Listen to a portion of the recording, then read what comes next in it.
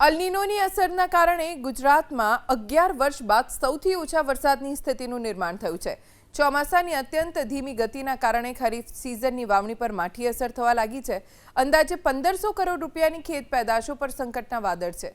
જૂન મહિનો ડાંગર, કપાસ, સોયાબીન અને બાજરી જેવા મુખ્ય ખરીફ પાકોના વાવેતર માટે મહત્વનો માનવામાં આવે છે, પરંતુ રાજ્યના મોટાભાગના વિસ્તારોમાં વરસાદ ખેંચાતા ખેડૂતો ચિંતામાં મુકાયા છે। હવામાન નિષ્ણાતોના મતે અલ્નીનોને આગામી મહિનાઓમાં ચોમાસાને વધુ નબળો પાડી શકે છે, જેના કારણે કૃષિ ક્ષેત્રે ચિંતાનો માહોલ છે।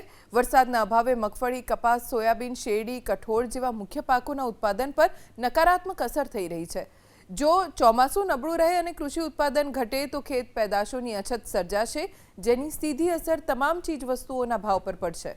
જૂન મહિનો ડાંગર, કપાસ, સોયાબીન અને બાજરી જેવા મુખ્ય ખરીફ પાકોના વાવેતર માટે મહત્વનો માનવામાં આવે છે, પરંતુ રાજ્યના મોટાભાગના વિસ્તારોમાં વરસાદ ખેંચાતા ખેડૂતો ચિંતામાં મુકાયા છે। હવામાન નિષ્ણાતોના મતે અલ્નીનોને આગામી મહિનાઓમાં ચોમાસાને વધુ નબળો પાડી શકે છે, જેના કારણે કૃષિ ક્ષેત્રે ચિંતાનો માહોલ છે।